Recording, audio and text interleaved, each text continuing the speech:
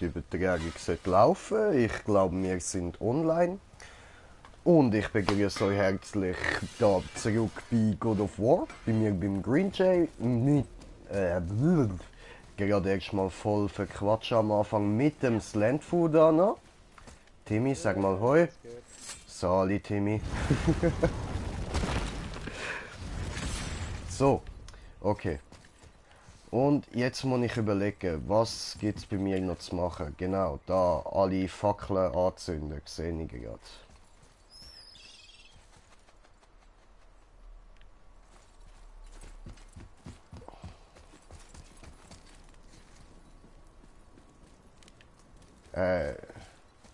Wie kann ich jetzt die Brücke schon wieder drehen? Also ohne zu reisen, kann ich das einfach, wenn ich dort rein an dem Ding drehe?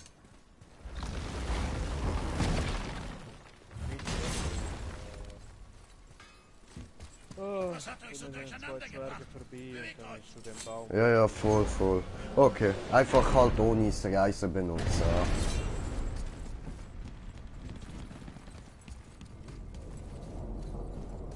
Easy.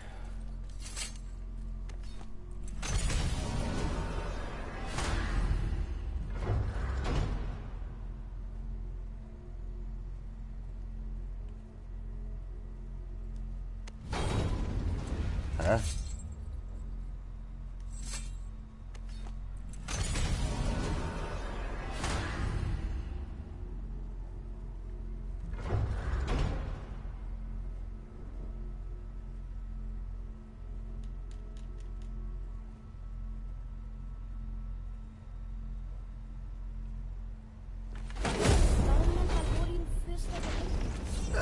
Ein bescheidenes Beispiel für Odins Wissensdurst. Okay, Damals das verbrachte er 9 funktioniert Tage als so Toter. sogar. Ja, er hängte sich selbst an Yggdrasils Ästen auf, rammte sich sein Speer in die Seite und sein Blut rann in den Brunnen des Schicksals. Er durchstreifte das Reich der Toten und plünderte die Geheimnisse des Weltenbaums, bis dieser wohl zu Recht genug von ihm hatte und ihn zurück ins Land der Lebenden schickte. Nein, Digga, so lange nicht direkt da wieder in Muspelheim, wenn ich es dort hindrehe.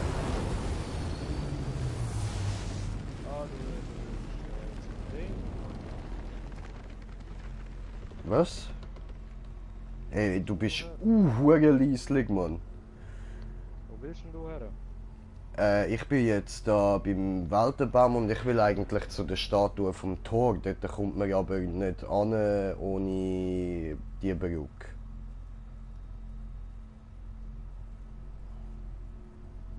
Also ich muss eigentlich nur die Brücke drehen. Ja, eben, nachdem musst du Teile finden, zum Brücke freischalten, damit du die Reihe kannst.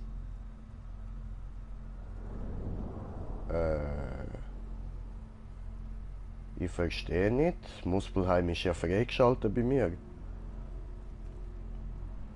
ist der drüber und Ja, aber ich muss ja nicht nach Muspelheim. Ich muss nur zu der Statue vom Tor. dort habe ich versucht, da raufzugehen, aber so Dinge nicht. Aha, okay. Ja, dann gehen wir zurück da. Achso. Eine Sache verstehe ich nicht ganz. Odin will Ragnarök verhindern. Aber die Schlange war da und hat alles gesehen. Ist er da nicht gescheitert? Das Schicksal ist sehr kompliziert und Odin ist arrogant genug zu glauben, dass er es überlisten kann. Schicksal ist eine weitere Lüge der Götter. Nichts ist geschrieben, das nicht gelöscht werden kann. Darüber bist du dir offenbar mit dem Allvater einig. Er hofft genug Details zu erfahren, um das Ergebnis zu verändern, selbst wenn er Ragnarök nicht verhindern kann. Erinnere mich daran, dir von den Wölfen zu erzählen.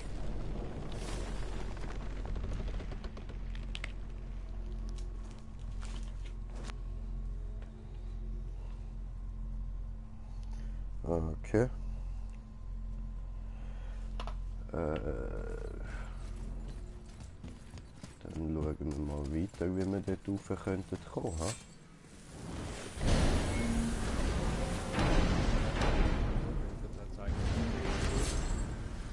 Aber ich komme da irgendwie nicht rauf. Geht ihr zwei jetzt rein oder was?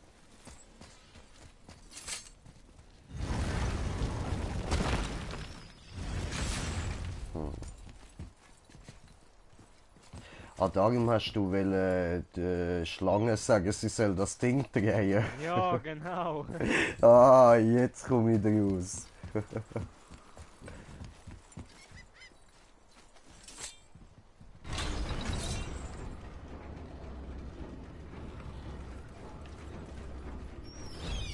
Wir lassen die Schlange besser in Ruhe, Bruder. Ja, wahrscheinlich hast du recht. Danke.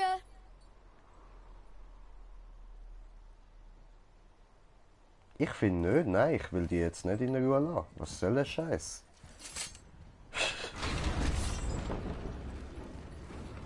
Ja, Gott, das ist mir so, wenn man es will. Ja, schon.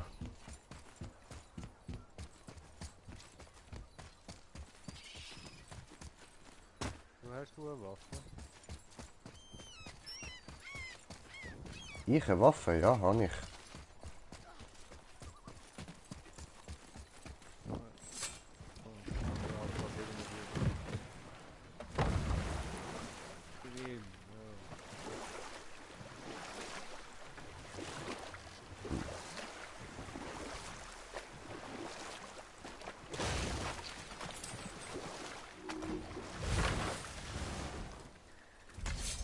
Gut, dann schauen wir uns da mal den Strand an. Und schauen, was es da hat.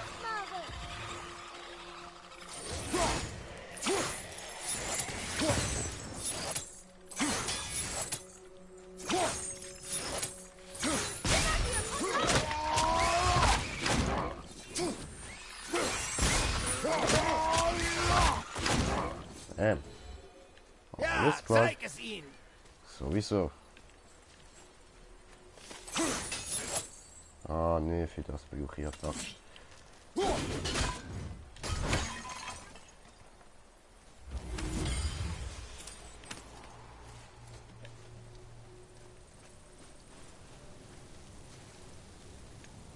Cool, neuer Ort entdeckt. Easy.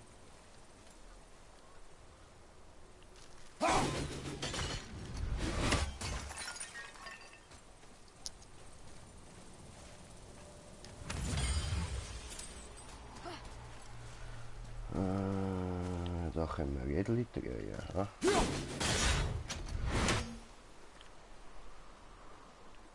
Also. Ach so.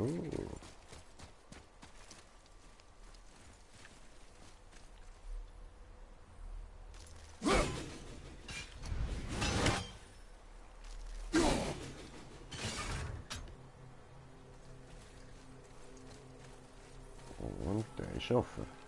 Geil.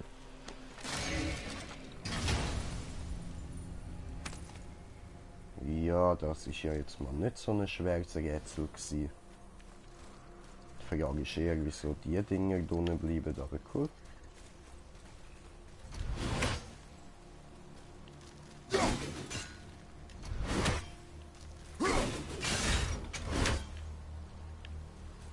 Und dann klettern wir da mal rauf.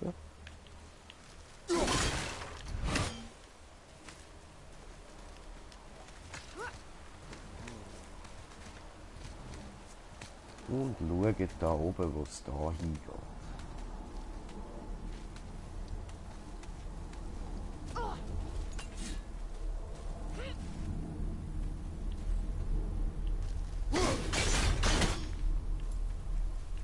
Geil.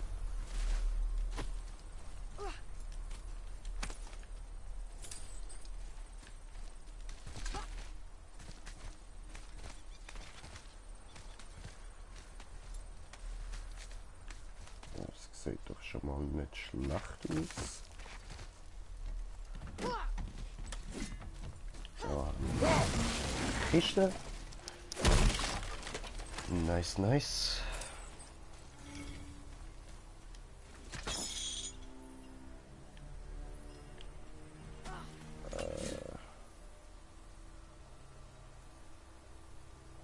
Das habe ich schon mal probiert, das hat mich dort schon angeschissen. Dann gehen wir weiter.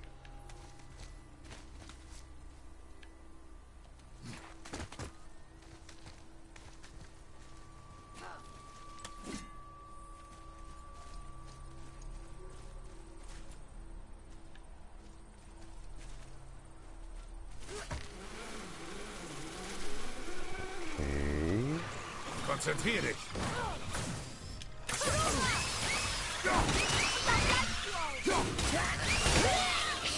Nice. Bro, ich glaube, ich habe gerade das Rätsel geknackt, wenn ich zu der Statue vom Tor komme. Ja, Ja. Geile Sache. Also, ich bin mir noch nicht ganz sicher, aber doch bin ich. Doch bin ich. Ich bin mir sicher. Hast du es gefunden? Bin jetzt gerade dort. Ah, geil. Hier, Junge. Noch eins. Junge, lies vor. Dies hier ist Thrym. Ein Frostriesenkönig. Korrekt. Und zwar ein sehr listiger.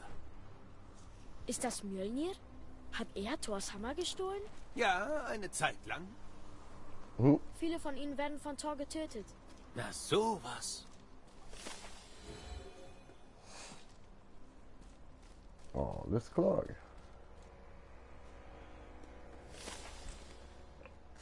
Ich finde da die Riesenschreine da, wo man kann finden, wo immer ein bisschen Göttergeschichten und so draufstehen, die finde ich hure geil. Es sind halt teilweise noch richtige Geschichten aus der echten Mythologie. Aber nicht alle.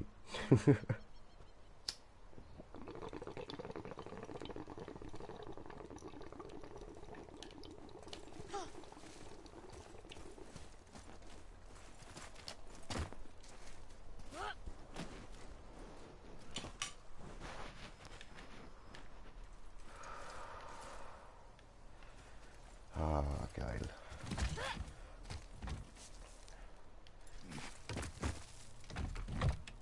Bist du noch am God of War dran oder bist du am Spider-Man installieren? Doctor schon Spider-Man. Ach so.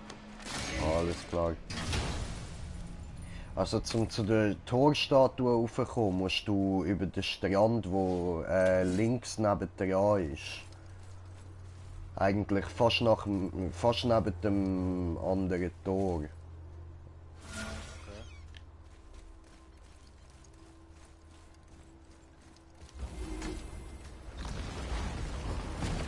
Und da hat's einen fetten Typ mit fetter Rüstung und fettem Schwert.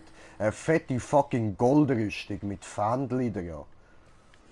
Lass mich raten, wenn man nicht fehlt. Nein, kein Schild. So etwas habe ich bis jetzt noch nie gesehen. Ich will gar nicht wissen, was der für ein Level hat. Aber er wird mich wahrscheinlich sofort angreifen, sobald ich ein bisschen näher laufe als das, wo ich jetzt bin. Darum gehen wir da gerade mal in Rage-Mode. Und hauen ihn runter. Bam!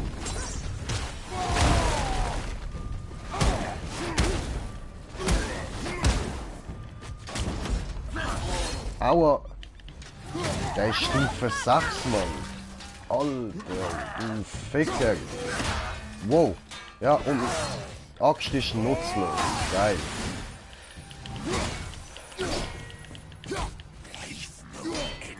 Ja, fick dich doch. Dann nimmst mal die da. Geil. Haben jetzt einen gerade down. Stirb, du Ficker! Es ist vorbei. Oh, das sind noch Sachen runtergefallen von ihm. Fuck. Lass uns nicht kämpfen, okay, du hast mich über zu kämpfen.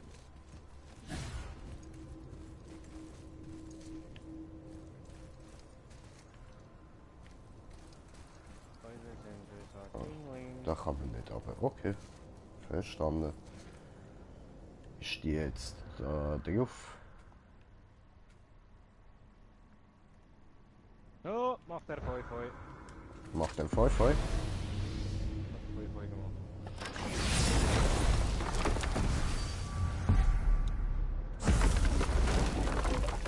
So, nun zum ganz sicher ganz. Noch ein Wie Name. ist das? Kara. Wozu die geheimen Runen? Vielleicht Finden wir sollen wir sicher noch Muspelheim raus. und Niflheim etwas finden.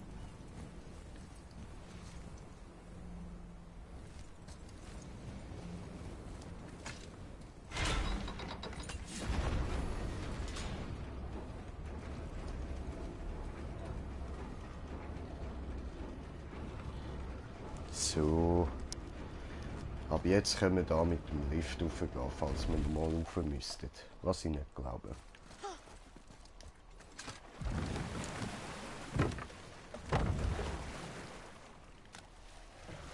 Und gehen wir weiter. Nächste Flamme anzünden. Und natürlich das da einsammeln. Da ist irgendwas im Wasser. Ja, los, Pfote ins Wasser und nimm's raus. Ja, für Junge. Also, Rimfrur wollte Freya nur etwas sagen? Ja. Als er das getan hatte, verließ er Asgard. Und als er Thor an den Toren Midgards auf ihn warten sah, wusste er, dass er hereingelegt worden war. Doch es war ihm egal, weil er seinen Plan vollendet hatte. Ach ja? Was hatte er Freya gesagt? Nur sie kennt die wahre Antwort, aber ich hatte viel Zeit, darüber nachzugrübeln. Rimthur wusste, dass Freya die Asen trotz ihrer Heirat mit Odin hasste. Ich glaube, er verriet ihr, wo Asgards Mauern verwundbar waren. Vielleicht hatte er ein paar Schwächen eingebaut, bauliche oder auch magische, was sich wohl zeigen wird, wenn Ragnarök beginnt und Surtr kommt, um Asgard niederzubrennen. Wenn nicht früher. Ne.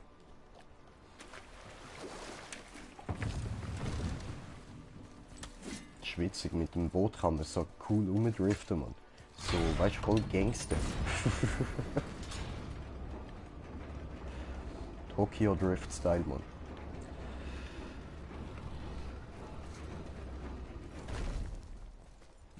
Ja, was sind wir jetzt da, Mann?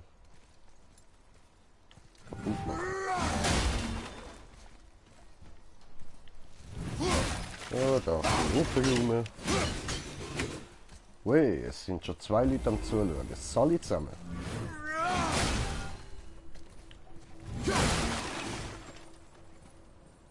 Oh, toller Fund.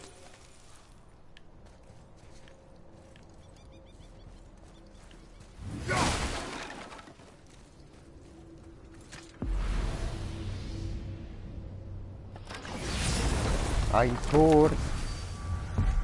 Ich weiß, ich müsste die nicht immer speichern jetzt, aber ich mach's gleich. Sieht cool aus. Noch ein Name. Hildur.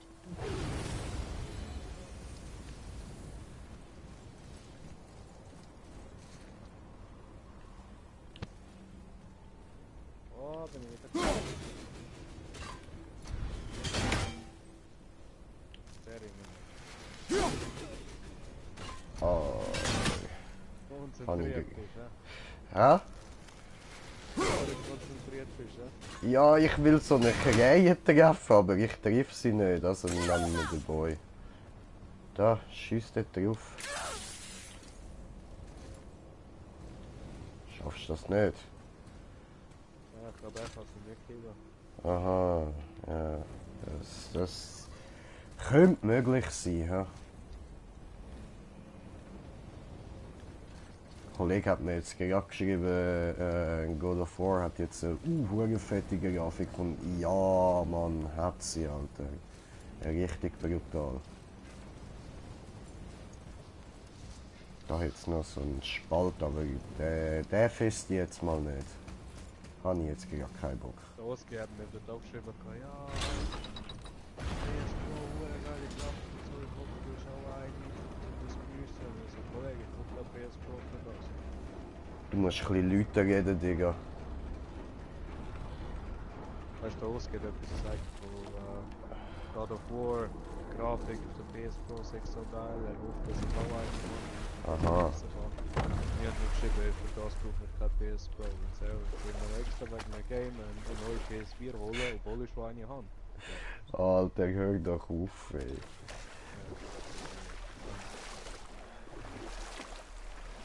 Was ist denn da im Wasser? Er ist die Person, die gerade nach God of War fertig schon wieder drauf.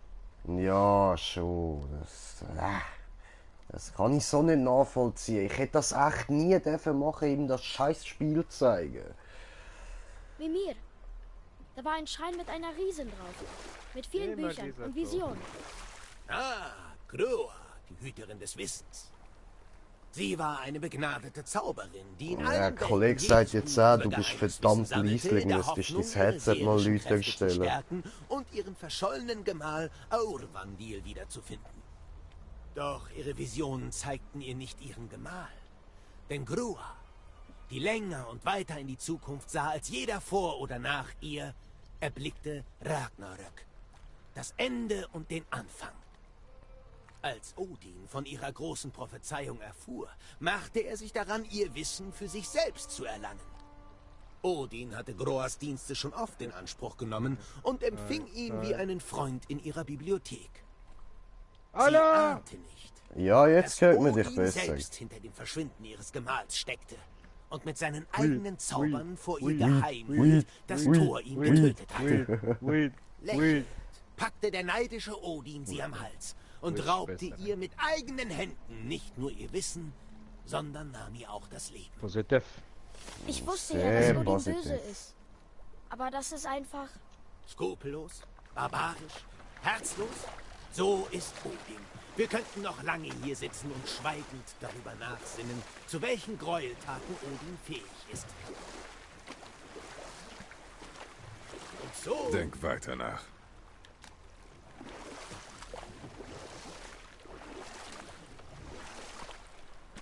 Ah, nö, da kann man es wieder nicht von da ausholen. Ah, ist doch scheiße.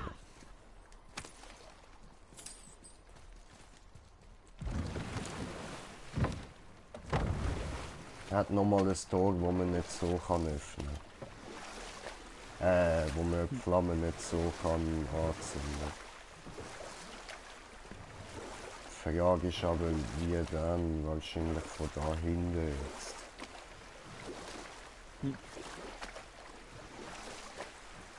Ist das möglich? Könnte das sein? Warte. Ja, das sieht korrekt aus.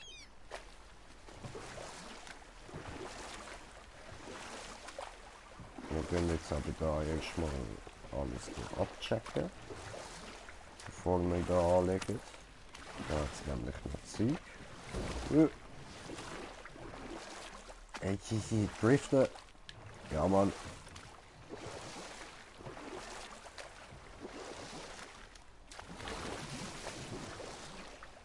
Ich sehe Beute da oben. Beute. Er sieht Beute da oben. Beute. Beute.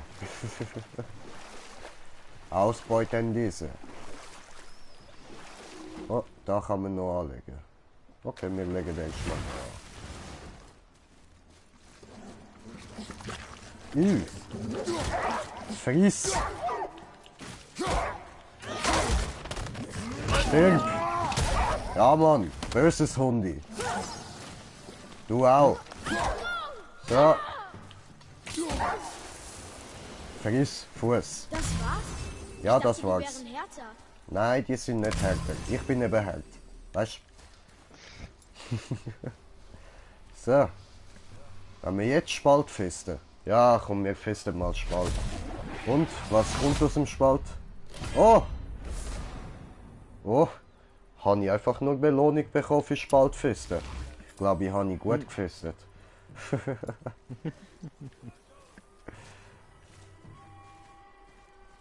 Ja, aber sonst komme ich da jetzt nicht weiter rauf, wie es ausgesehen hat. Das ist nur zum Kiste auftun. Die will ich gerade nicht. Hey, aber ich schwöre, der Oski ist so ein Psycho. Der hat es jetzt schon auf Platin durch, Mann. Ja, schon. Alter, nein, Mann. Einfach God of War auf Platin. Läuft bei ihm. Ihr seid vertraut mit der Geschichte von Skjöll und Hati, den Bringern von Tag und Nacht? Oh Erzähl, ja, die Wolfsriesen. erzähl Ja. eine Geschichte mit mir. Sie Mit waren Bruder. Kinder des Erzwolfes Rosenfitnir, einem erbitterten Geschichte. Widersacher der Asengötter. Von der Wölf. Odin raubte sie als Welpen und hielt sie in den Zwingern von Asgard, um seinen Gegner in Schach zu halten. Doch als Sonne und Mond aufsässig wurden und stillstanden, sandte Odin Skjöll und Hati los. Mit seiner alten Magie schickte er die Wölfe in den Himmel und sie nahmen die Jagd auf. Und ihre Jagd ist lang, doch nicht endlos. Denn es wird prophezeit, dass Skull und Hottie ihre Beute eines Tages einholen und verschlingen werden. Und dieser Tag wird Ragnarök sein. Die Götterdämmerung. Aber Ragnarök soll doch Odins Untergang sein, oder nicht? Warum schickt er die Wölfe trotz der Prophezeiung los? Genau das ist die Frage, Junge. Es geht immer um Kontrolle. Die Wölfe bestimmen, wann Ragnarök beginnt. Und jetzt kontrolliert er die Wölfe. Ein Kampf nach seinem Zeitplan ist ein Kampf, den er viel eher gewinnt. Gut, das wäre die Geschichte von der Wölfe gewesen. Und jetzt nehmen wir uns noch das Ding da, was auch immer das schon wieder ist. Irgendein Tropfen vom Weltenbaum.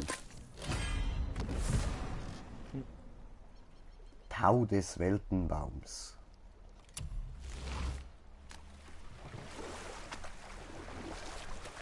Dahinter hat es noch mehr.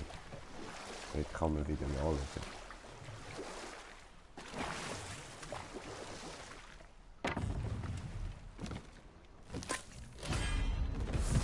Ja Mann, komm, nimm das Tröpfchen mit. Super. Apropos, sollte ich die nicht eigentlich auch können benutzen? Was benutzen? Da die Tropfen vom Weltenbaum. Keine Ahnung. Ja, irgendwie glaube ich schon, aber die Du Frage musst Oski fragen, der weiß sicher. Da. Und dann Optionen. Fuck. Nein, Quatsch. Das. Ja, ich frage mal den Oski.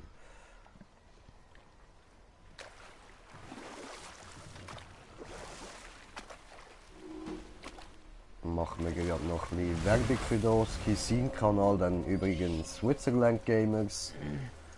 Kann ich auch nur empfehlen. Schaut da doch auch mal rein.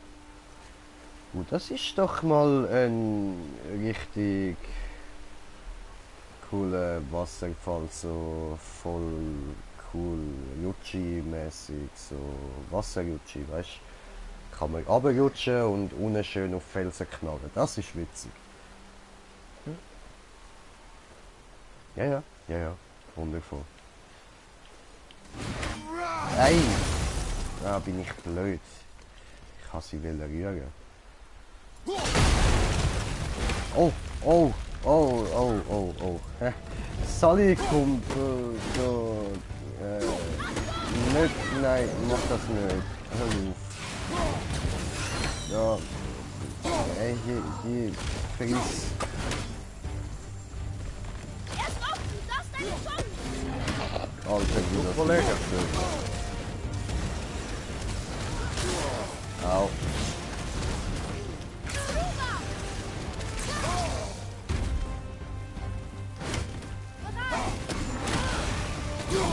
Au. Ah, du Sack. Alter. Ja, geht ja, Mann. Und wieder gekriegt. Autsch. Geht's dir gut, Bruder? Nein.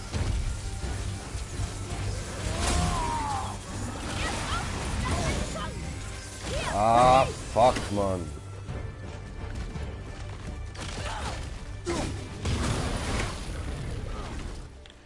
Und. Stirb, du Bitch.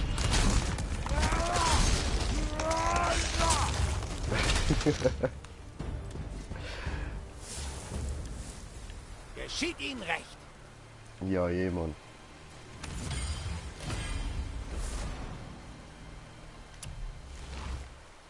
Okay, mit dem habe ich jetzt nicht gerechnet, dass aus dem Felsbrocken plötzlich ein Reis wird.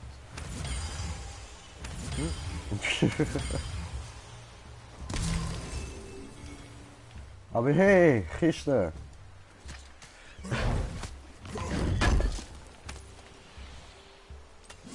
Kiste. Kisteli. Da du. Und Hier. einsammeln. Junge, Hier, Junge, nehm. Los, beweg den Arsch. Noch eine von diesen Karten. Kaputt. Nehm, Alter, ich sage doch. Ich mach dich kaputt, Junge. Fick dich auseinander. So ein Feuerball, Junge. Und wie soll ich jetzt bitte das kaputt machen?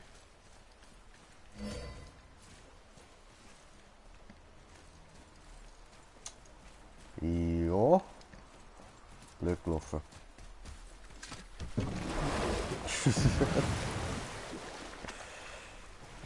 Da geht's nicht durch. Dann schauen wir nochmal von der Bergesseite. Also, Mimir, erzähl uns doch die Geschichte von dem Riesen, der Thors Hammerstahl. Sehr gern, mein Junge. Auch deine Freundin Freya kommt vor, wenngleich sie wahrscheinlich nicht gern daran erinnert wird. Der Riese trug den Namen Thrym. Und er war listig genug, Mjölnir zu rauben, während der Donnertrottel schlief. Leider dachte Thrym nicht immer mit seinem Kopf. Obwohl er dem größten Riesentöter seine Waffe geraubt hatte, wollte er sie den Asen zurückgeben, wenn er dafür Freya als Braut bekäme. Tja, zu diesem Zeitpunkt war Freya mit Odin vermählt und Odin hätte sie offen gesagt für einen Krug Met eingetauscht. Aber er erkannte sofort die Gelegenheit. Thryms Palast stand in Jötunheim und nur Riesen kennen den Weg. Wenn sie der Heirat zustimmten, würden sie Freya in ihre Welt geleiten müssen. Also zwang Odin Freya dazu, Thor mit ihrer Seidr-Magie zu tarnen, damit er heimlich mitgehen und nach Jötunheim gelangen könnte. Als der Hammer als Hochzeitsgeschenk überreicht wurde, gab Thor sich zu erkennen. Er nahm Mjölnir an sich und schlug Thrym augenblicklich den Schädel ein und danach jedem anderen Riesen auf dem Fest. Einzig und allein Freya gebot ihm Einhalt, denn sie wollte keinen Anteil an dieser Gräueltat. Sie wirkte einen mächtigen Zauber, der sie beide aus Jötunheim fortriss und für immer von dort verbannte. Odin war außer sich, denn er hatte gehofft, nach Thor selbst in Jötunheim einzuziehen. Und oh, wie er sich dafür an Freya rächen würde. was ist der Sinn dieser Geschichte, Kopf?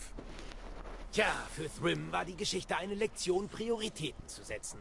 Für Freya, dass gute Taten ihren Preis haben. Für Thor, dass kein Machtobjekt die Persönlichkeit definiert. Und wenn man der größte Schlechter von allen 9 Welten ist, kann einem das niemand wegnehmen.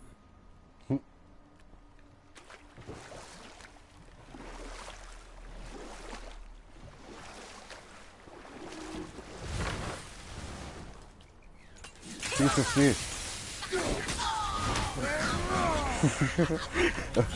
Ja, erstmal Geschichten hören, dann anlegen und losballern.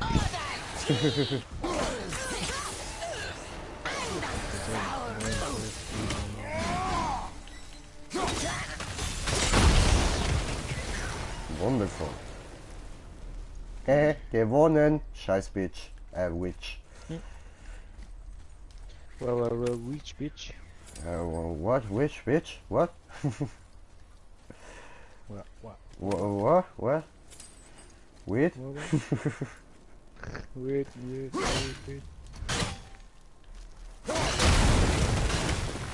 Wait.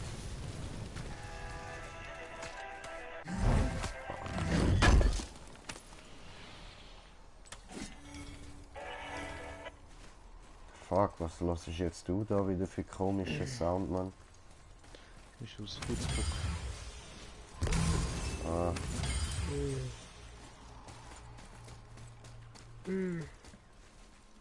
Gut. Spiele kostenlos erkunden.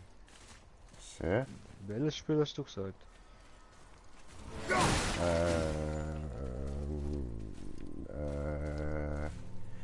Terror oder was? Nein, Riders of the Lost Planet oder irgendwie so etwas.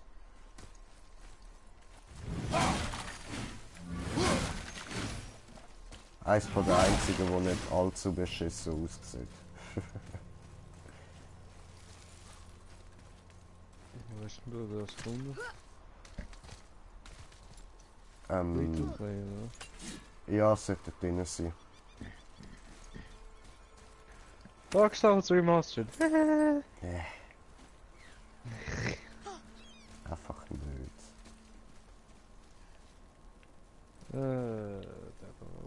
Devil Terra, Minefields, Armored Warfare. Junge, hierher. Neben Junge, Jawohl. lies.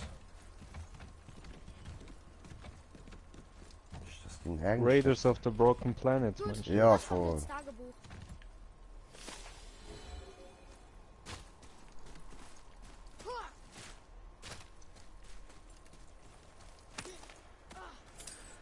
Immer da den Weg suchen, Gottverdammt. Was für ein Game sollte das sein? Das sieht noch witzig aus. 3 bis 5. Bilder. Ja, runterladen. Und nachher mal etwas zusammengezogen wieder. Ja, also ich habe es jetzt noch nicht runtergeladen, es hat bei mir irgendwie eine Störung gegeben. Ist eine Störung. Ich weiss. Etwas dagegen. Ja. So, jetzt muss ich herausfinden, wie ich die 3 anbringe, dass sie mich dort überbringen.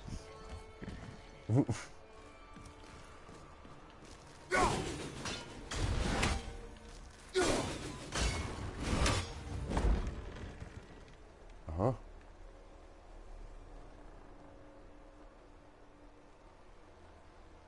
Und dann nehme ich an, kann ich dort dann wieder raufgehen. Und der da. Hoppla.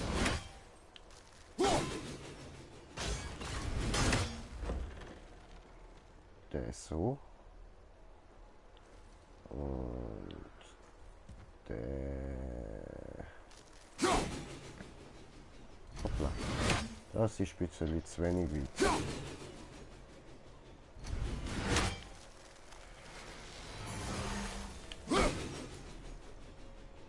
Das bringt nichts. Alles klar.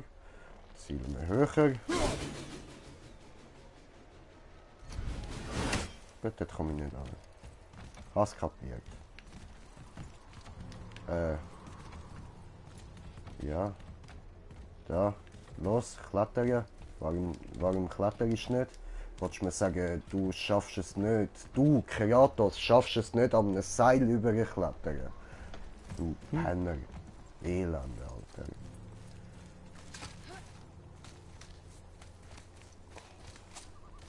Hey, sieh mal, eine Fackel. Eine Fackel ist aus Holz. Das nennt man Feuerschale. Eine Feuerschale. Darauf steht etwas geschrieben. Soll ich vorlesen? Ja, das ist voll. Quakia. Oh, Feu! Gegner voraus! Gegner voraus. Oh, Gegner voraus. Voll. Sehr, Gegner. Kriegskette. Da, bam. Ah, da hinten hocken noch mehr. So, Gegner tot. Oh, Autsch. Nochmal eine. Aua, du Sack. Gut gekämpft, ihr zwei. Hey, Dankeschön. noch ein Geist. Jetzt Immer kommt. die Geister. Ich weiß nicht. Halt die Fresse. Befehl mich nicht um. Ich bin fucking Kriegsgott und du bist nur ein scheiß Geist. Das ist ein Problem, ne? Bist du tot? Du bist sehr scharfsinnig und kühn. Seid vorsichtig, wenn ihr die Feuerschalen entzündet. Mach ich Sedel und stets. Hillläufer werden von den Flammen wie Motten angezogen. Ihr habt uns bestimmt aus unserem wässrigen Grab befreit. Danke. Uns? Andere Geister. Der See der Neuen ist voll von ihnen. Die meisten davon können diese Welt verlassen, aber einige wenige stecken in Midgard fest, bis unsere Angelegenheiten geklärt sind. Vielleicht könnt ihr ihnen auch helfen? Wir haben nicht den Wunsch, dir zu helfen, Geist. Aber das habt ihr bereits. Ich wollte nur noch mal den Himmel sehen. Lebt wohl. Ja, in dem Fall. Ciao.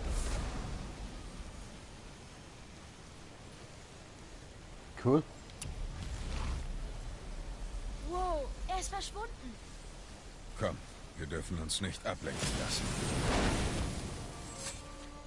Ah, so ein Quatsch. Sagt er da, wir dürfen uns nicht ablenken lassen. Bro, ich bin gerade auf einer Ablenktour. Ich habe nichts mehr zu tun. Was willst du dich da nicht ablenken lassen?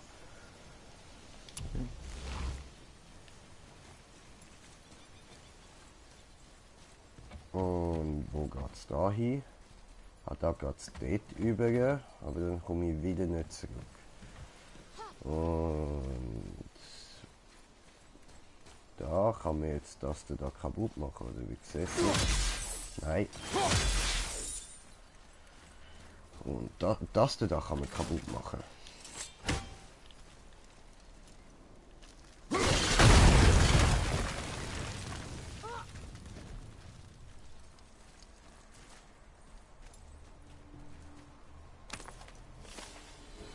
Aha.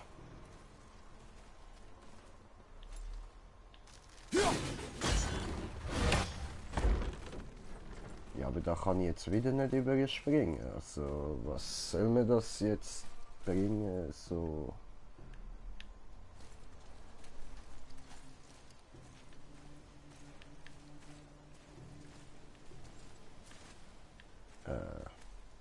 Ja. Weißt du was, ich kann mir so Geld holen, dann bestelle ich etwas, dann kann ich etwas essen. Mach das. Ein guter.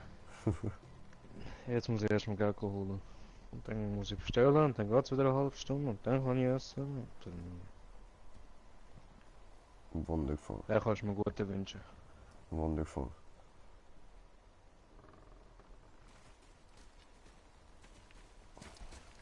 Was? Also, Das bringt bis nachher, ja. Bis nachher.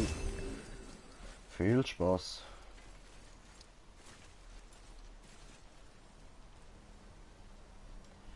Ja, und ich probiere da in der Zwischenzeit weiter herauszufinden, wie ich dort überkomme. Oder zum Beispiel auch, wie ich das da könnte kaputt machen. Da hat es nirgends irgendwie so... Ah! Super. Da oben hat es nämlich nochmal eine Kiste, habe ich gesehen. Ne, siehst du?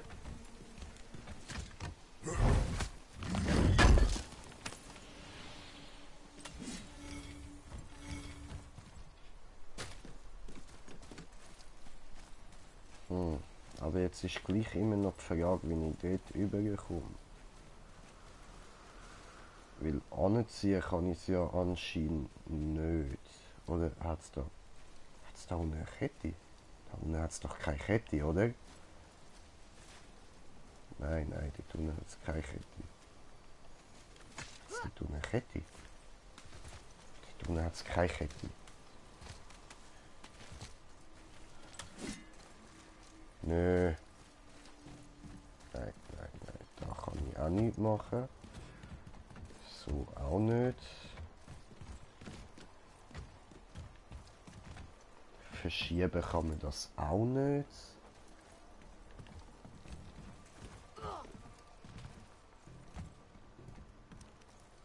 Aber es sieht auch aus, als würde ich sonst von nirgends mehr dort ankommen können.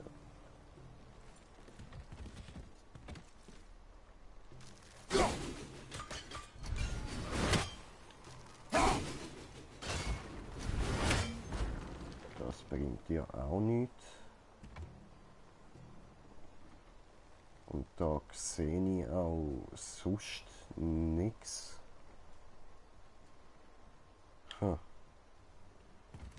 Also im Moment bin ich gerade wirklich ein bisschen ratlos, wie ich da hin soll kommen. So. Neue Ort entdeckt. Machen wir wieder kurz Türen. Ah. Es wäre die Tür. Schauing. Tür kaputt. Sonst können wir da aber auch nichts machen, nirgends hingehen, ausser wieder da rauf. Dann machen wir das doch.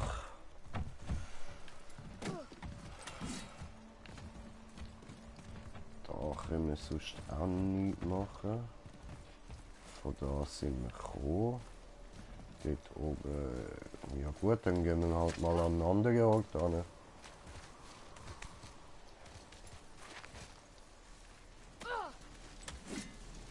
Vielleicht können wir da jetzt irgendwie auch noch gar nichts machen. Weiss ich doch nicht. Ich glaube zwar nicht, aber ich glaube, ich bin gerade noch ein bisschen zu blöd dafür.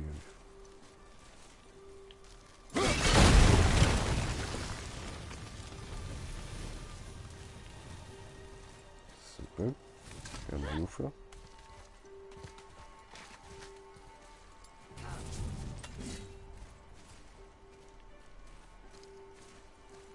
Da können wir kaputt machen.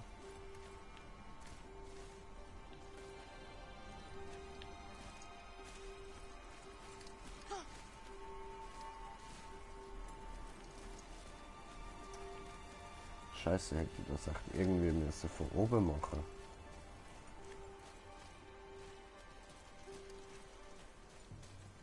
Sieht fast so aus, ha? Ja, finde ich auch. Ja, doof.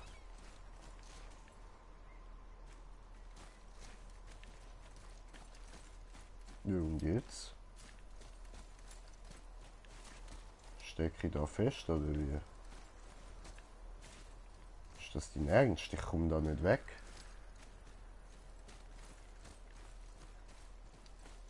Alter, willst du mich verarschen?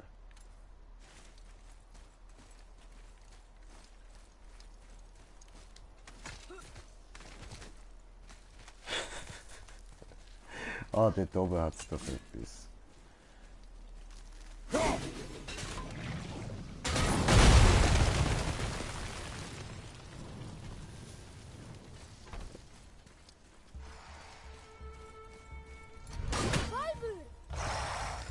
Aufs Maul, Junge! Friss!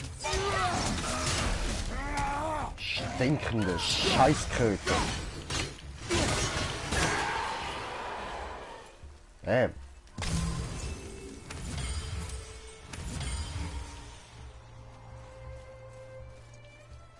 Ah, jetzt können wir ja da hoch. Jetzt ist das da vom Strand aus begehbar. Man muss nicht mehr so komische Kletteraktionen bringen. Passt doch. Aber jetzt können wir da erstmal weiter Kletteraktionen bringen. Sieht voll putzig aus, wirklich.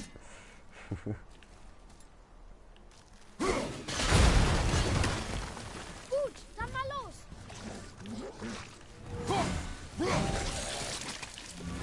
Böses Hundi.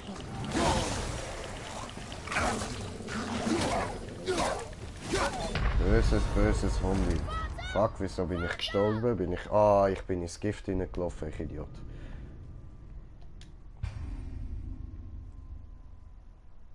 Ja, scheiße gelaufen.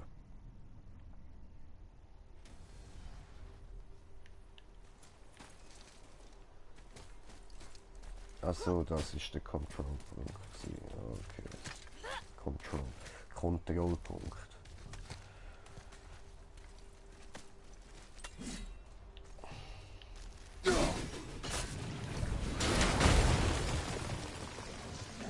Sei bereit! Ja, Vorsicht! Vergiss! Böses Hundi.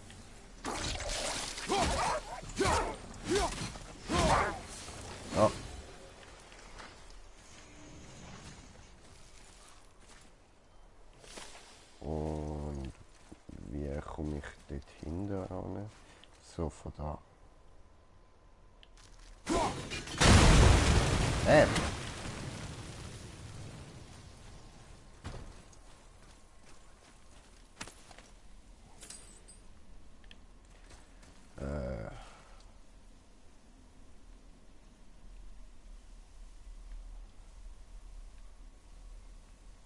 Und das da ist doch korrekt. Oder nicht? Muss das auch richtig um sein?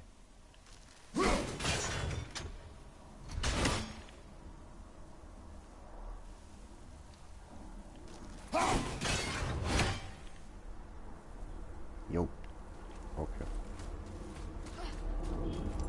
Hey, noch eine Feuerschale. Du möchtest sie bestimmt entzünden. Darf ich? Ja, ja, wenn du Bock hast.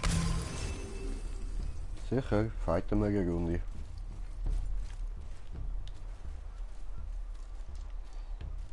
Quakia.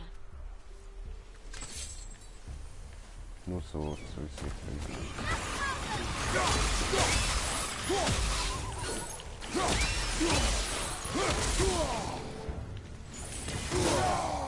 Aua.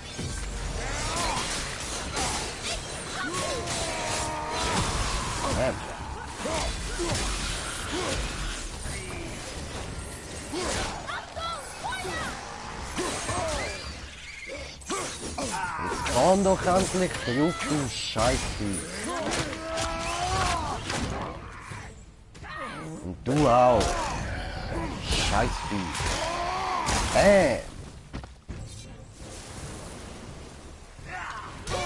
Lauf.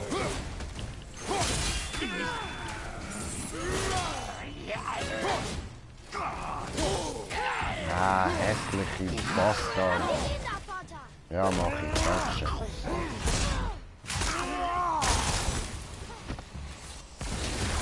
Oh, okay. Ich Jawohl. glaube es nicht. Seid ihr beide lebendig? Ja, bin ich. Hallo. Ich weiß nicht, ob ich das letzte Mal etwas auf den Inseln gesehen habe, das nicht tot oder verdorben war. Wie meinst du das? Die Verwüstung, Kind. Sie sucht dieses Land heim und wird mit jedem Winter schlimmer. Kennst du ihre Ursache? Ich vermute, es hat mit dem Erscheinen der Weltenschlange zu tun. Zusammen mit der anschließenden großen Flut. Viele ertranken. Ich selbst auch. Kurz darauf erschienen die Toten. Brauchst du irgendwas von uns? Junge, Ich wollte nur wieder mit jemandem reden. Ein Wunsch, den du erfüllt hast. Danke. Bitte.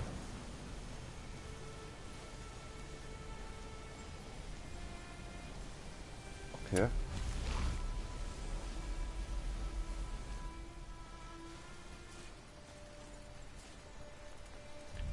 Ja, Moment. Von da aus kann ich noch mit dem da.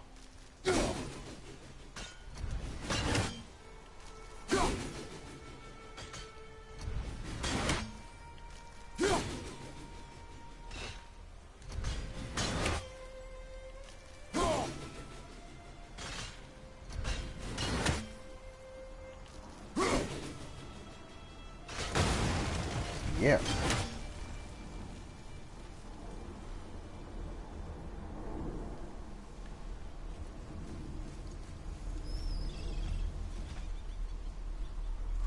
Aha. Nochmal eine Kiste. Immer gut. Ne, was machst du? Hallo. Da, runter und dann rechts. Ne, Alter! Jetzt hör auf, geh da runter.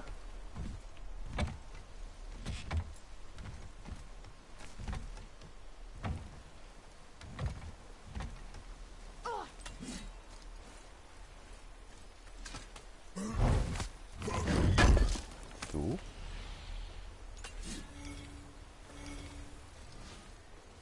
Cool.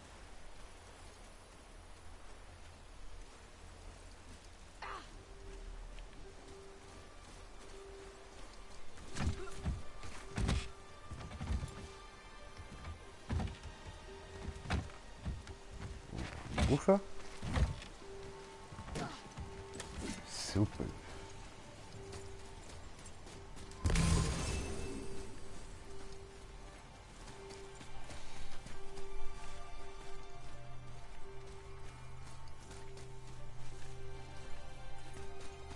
Mhm.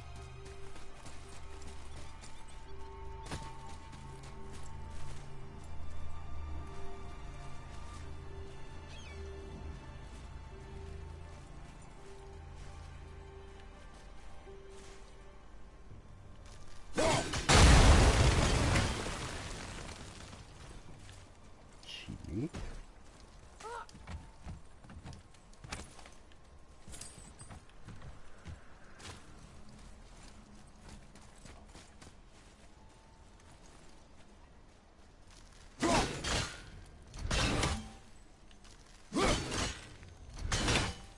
Alter.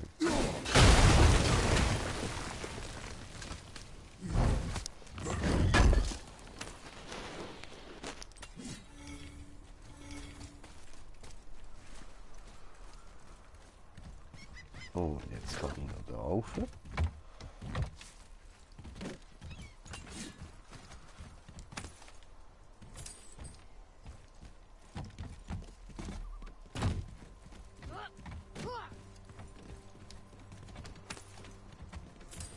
Gut.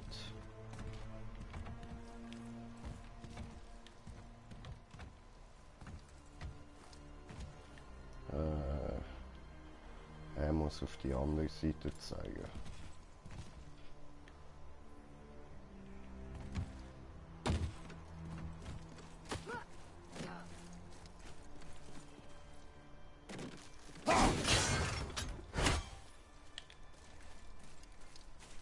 Ah, nein, das ist richtig.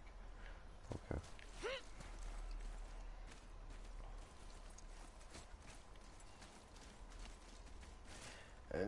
Aber jetzt ist immer noch die Frage, wie komme ich da wieder weg? Ah ja, voll da oben, genau.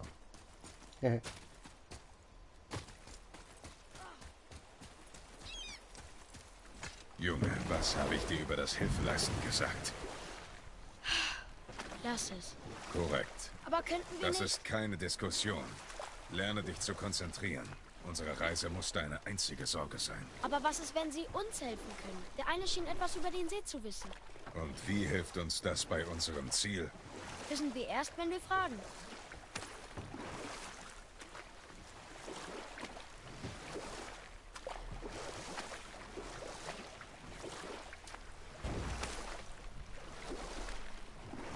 Ich habe eine Frage. Wenn Ymir der erste Riese war, wo kam er dann her? Am Anfang gab es Ginnungagap, die große Leere. Es gab noch keine Welten, nur die urzeitlichen Kräfte. Es gab Feuer und es gab Eis. Und in der Leere trafen sie aufeinander und hervorging... Wasser? Mehr als Wasser, das mystische Lebensblut von etwas völlig Neuem. Aus diesem Wasser entstand Ymir und wurde zu einem Wesen reinster Schöpfung und reinstem Chaos, Mutter und Vater all dessen, was danach kam. Sogar der Asen? Ja, jeder Gott, jeder Mensch und jedes Tier entsprang Ymirs Leib.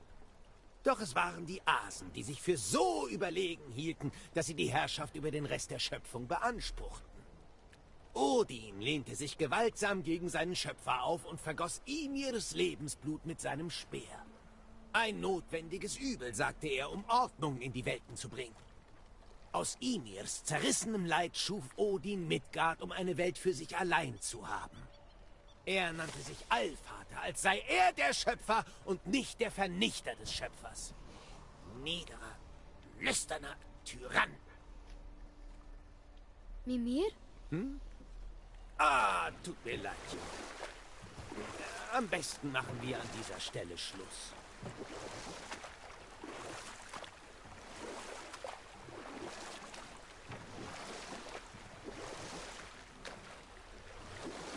Der Drache. Es ist Baldur, nicht wahr? Ja. Und du hast ihn erledigt, um mich zu retten? Das war äußerst heldenhaft. Ah, der Drache, der ist tot. Ich sehe etwas im Wasser.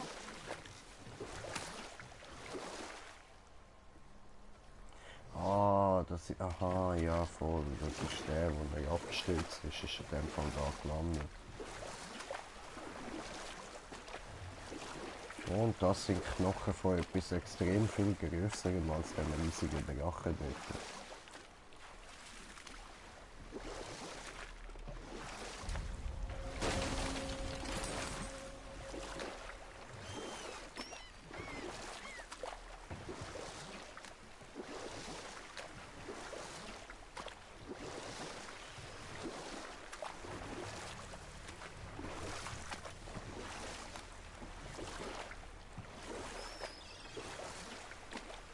Willst du hier anlegen?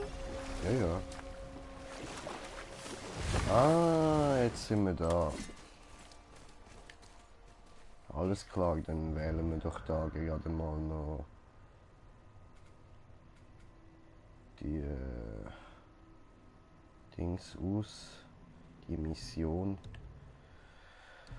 Wo haben wir sie?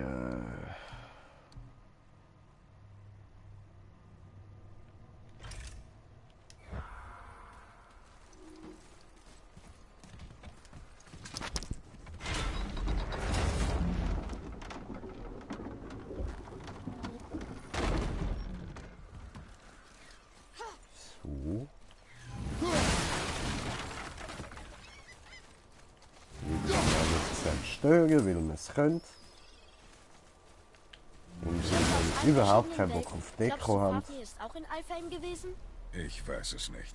Bist du nicht neugierig? Klingt interessant. Wir gehen in diesen Lagerraum, um nützliche Dinge für unsere Reise zu holen. Nicht um mehr über den Zwerg zu erfahren. Fafnir war ein ziemlich interessanter Typ, Kleiner. Vielleicht erzähle ich dir mal seine Geschichte.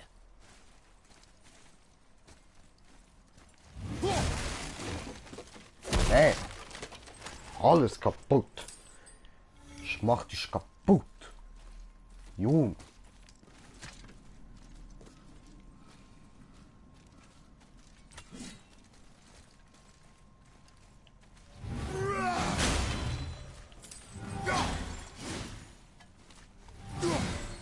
Wow.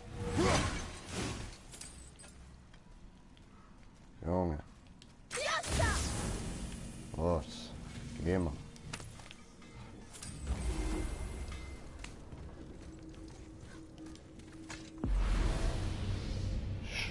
Tür. Okay, okay. Ist schon gut. Passt im Lagerraum gut aufeinander auf. Will doch meine treuen Kunden nicht verlieren. Ja, voll hast du noch etwas dazu zu sagen. Seit Brock und du euch versöhnt habt. Alles in Ordnung? Oh, besser denn je. Weißt du, ich glaube, wir beide sind in den Jahren reifer geworden. Warum bist du dann wieder hier? Nur der frischen Luft wegen. Ehrlich, ich liebe meinen Bruder. Aber er stinkt wie ein Misthaufen. Cooles Gespräch.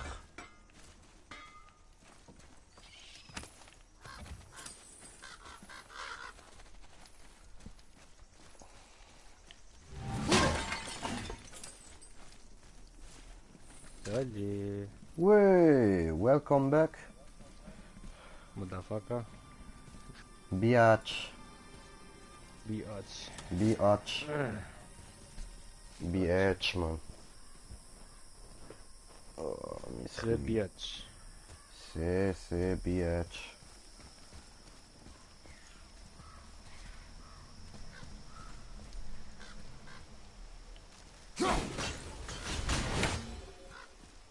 So, habe ich wieder mal einen Rab gefunden. Den habe ich auch verwünscht. Escher. Oh oh, sie waren zuerst hier.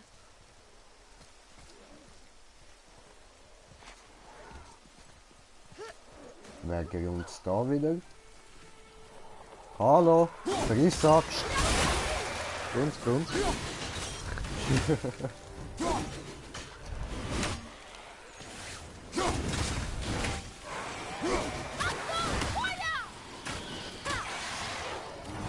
Hey!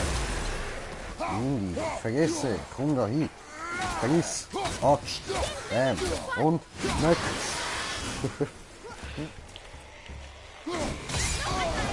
Aua. Au. Hör auf mit dem scheiß Feuer, du Arschloch.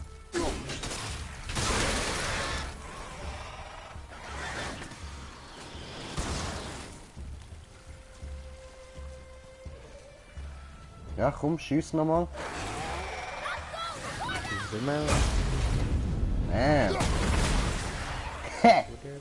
Es ist vorbei. Ich habe jetzt da, weißt du, wenn er mit dem Feuerball auf mich schießt, dann ich im richtigen Moment ablocke, dann schießt er den Feuerball einfach zurück.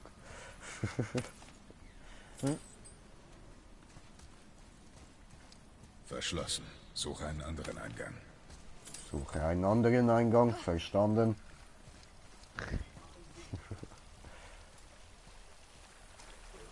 Ding, dingeling, ding, dingeling, ding, dingeling. Und wo ist die letzte Glocke? Hallo? Glocke? Hier. Was ist das?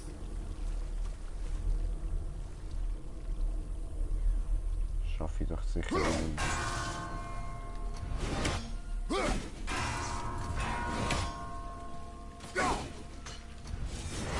Ne, schaffe ich wieder nicht. Egal. Suchen wir andere Weg. Warte, Atreus, komm her. Er heißt nicht Atreus, er heißt Loki.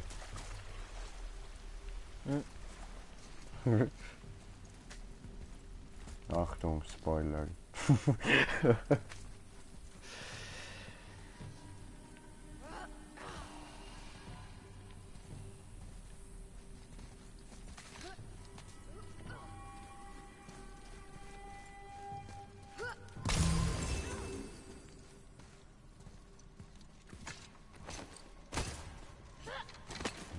Will ich kämpfen.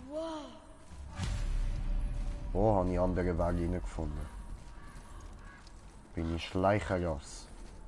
Schmiedchen-Schleicher mit den elastischen Beinen. Eine Schatzkarte. Toll. Eine Schatzkarte. Toll. Ja, wir sind alle voll begeistert. Und wie viel von diesen Steinen haben wir noch?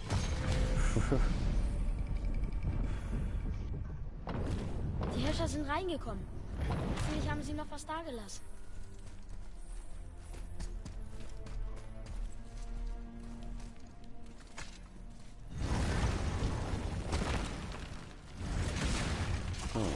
Konzentrieren, Junge.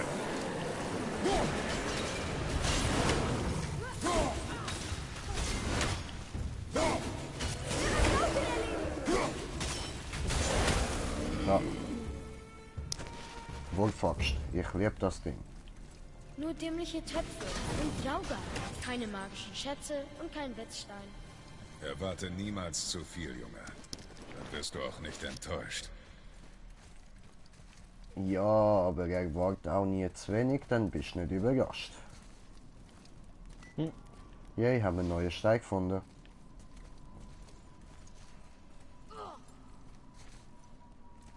Okay, also da hat es so überhaupt nicht.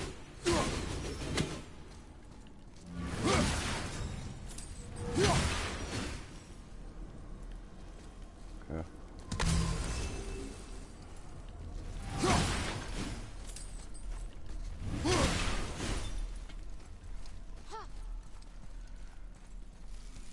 In dem Fall gehen wir wieder raus.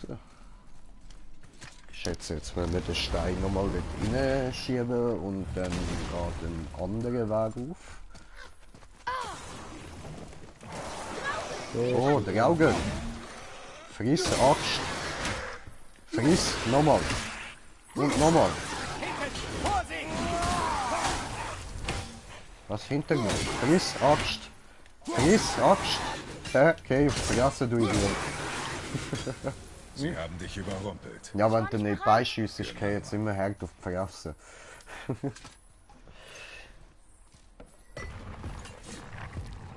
Du. Dieser Weg wird kein leichter sein. Dieser Weg wird steinig und schwer. Mach auf. Oh, fettes stinkendes Ding. Friss Axt. Ah, was? Er wehrt Axt ab. Schock ihn. Friss Axt. Keine Chance. Nö, keine Chance. Ach.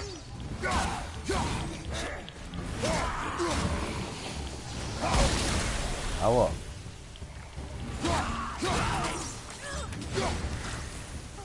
Ladet er sich auf, der Hurensohn? Der ladet sich auf.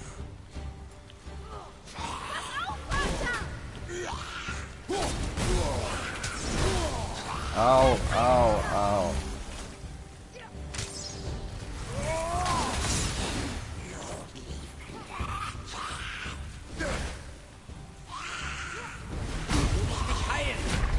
Ich bin tot. Verdammt. Okay, aber das schaffen wir schon. Das ist kein Problem. Ich habe mich, glaube ich, gerade auch ein bisschen dumm angestellt. Oh, nur ganz minim. Mach dich bereit!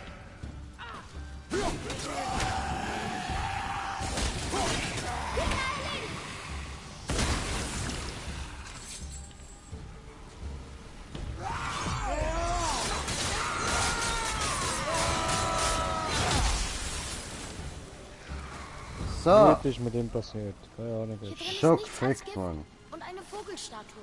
Ja, und du stehst einfach noch ein bisschen im Gift rum. Läuft bei dir. Wir hier sind. Aber viele der Thronen sind geleert worden. Von den Häschern. Wir brauchen Sindris Wetzstein. Ja, ja, da hat's ja nochmal so einen Stein zum ins Loch hineinschielen. Aua. Aua. Kann ich den eigentlich nicht einfrieren, Mann? Ja, das geht. Fuck. Ich Idiot. Hey, das geht nicht. Ah, da, ich muss sie oben lassen. Fuck, Alter. Bisschen zu viel Stunt, oder was?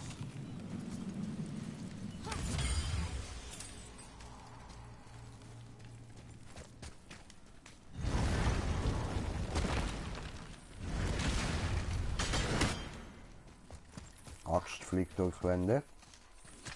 Die ist sehr gut.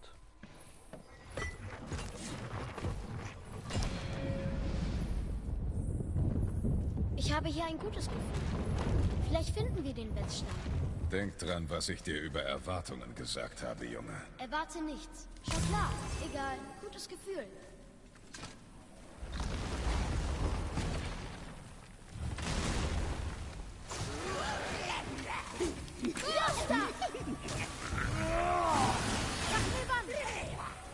Hey, hab ich geklebt auf Wecke. Hab ich geklebt, Mensch, auf Wecke. Ah. Ich probiere. Fuck, Alter.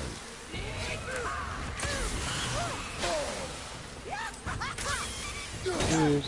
Hab ich nochmal geklebt auf Wecke.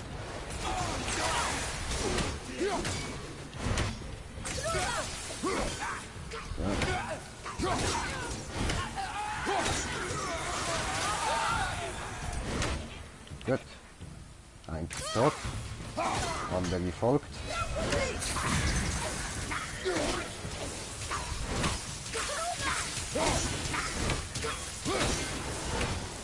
Jetzt hab ich geklebt So. auf Wand. Beide tot. Hab mich wohl getäuscht.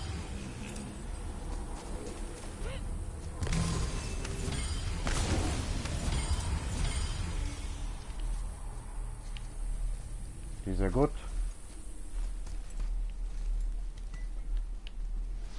Noch eine Stein. Oh, Digga, Digga, Digga, wie viel Steine haben wir da noch, Mann? Ich renne gerade die ganze Zeit nur in Räume rein, mache dort irgendwelche Monster platt und sammle neue Steine ein, um sie wieder in ein Loch reinzuwühlen.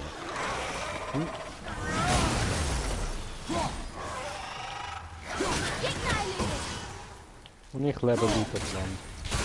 Oder am Boden, oder an der Decke. Das ist schön, das freut mich für dich, das hast du verdient. Ich hab's gesehen. Also soll ich nicht so viel erwarten, aber mit einem Angriff rechnen? Das ist Genau. ein kompliziertes Gleichgewicht. Rechne mit dem Schlimmsten. Ist doch nicht schwer. Du sollst nicht zu viel erwarten, aber immer mit einem Angriff Wow, eine rechnen. Menge Das zu kann man merken. sich doch gut merken. Einen Angriff kann man immer erwarten, der Rest nicht. Friss Axt, böser Wolf. Böses Hundi.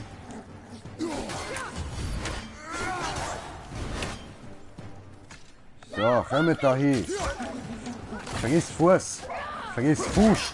Böses Hundi. Böses Hundi. Friss Boden. Böses Hundi. Aua. Und Land. So.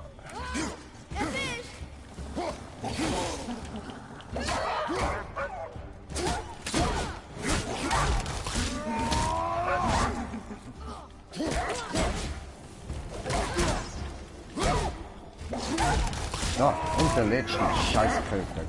So. Gut. Was, da hat's nochmal einen Stein drin? Willst du mich eigentlich komplett verarschen? Ich weiß, ich soll nicht hoffen, aber glaubst du, wir finden ihn? Nein. Jetzt seht ihr, zu was mich das Game treibt, Mann. Ich bin so hassig, dass ich in die Töpfe hineingekrieg. Scheiß verfickte Blumentöpfe, Mann. Da oben hat's nochmal 2. Stirb, Blumentopf. Es sind zwar Vasen, aber ist scheißegal. Da hat's nochmal eine Vase. Verreck, du Vase. Alles nur denen ihre Schuld, Mann. Scheiß Vasen, ey. Warum stehen sie auch dort? Verdammt. Kackvasen.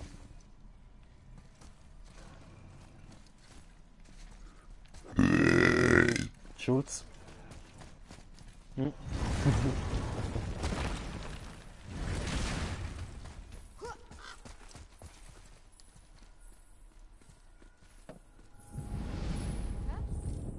So, jetzt ist aber gut, oder? Jawohl!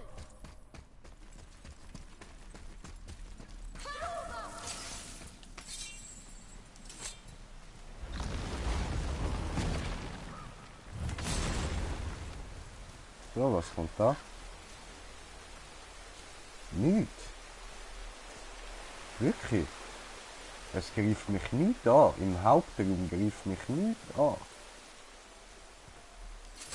Okay. Schön.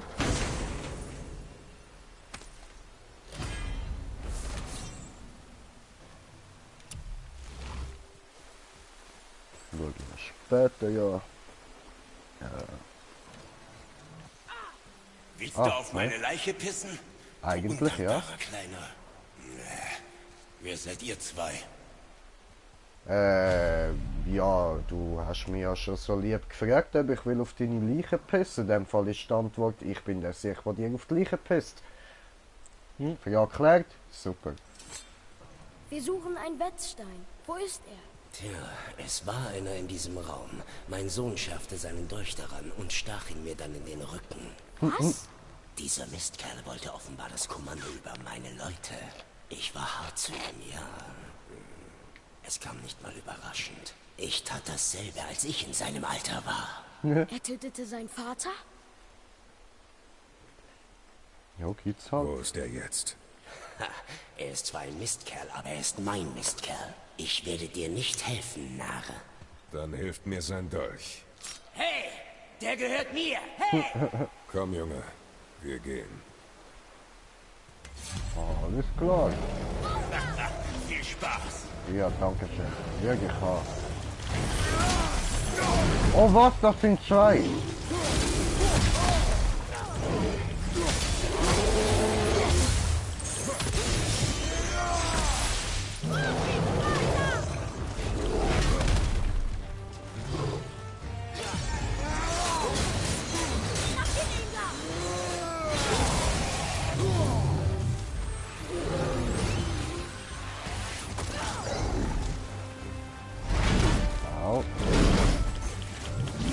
Jetzt bin ich wieder.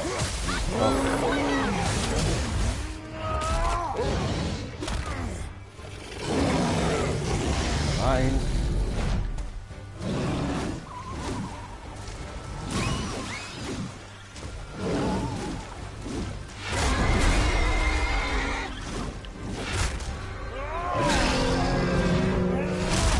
Ah, Projektor. Sieht doch schon viel hübscher aus.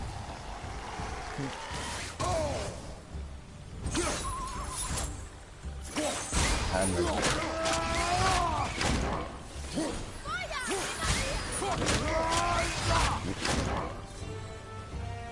Alles einsammeln. Alles einsammeln.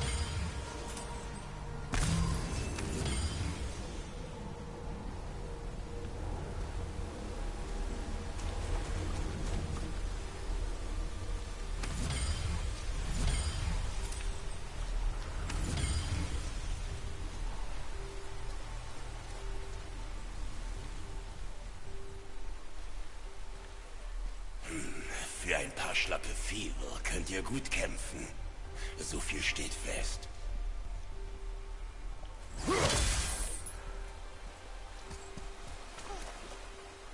Gut, gut, gerne.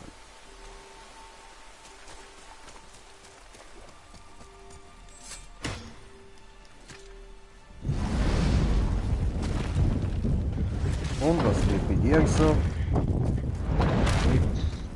Spider-Man. Spidermann, Spidermann. Das war der wahre Spidermann, das. Warum sollte sein Sohn ihn verraten? Den Vater töten? Wegen der paar Schätze. Klingt nach Habgier. Denk dran, was ich dir gesagt habe, Junge. Mutmaße niemals.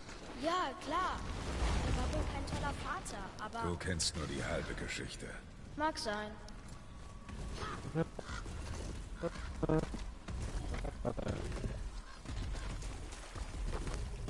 Alles machen kaputt.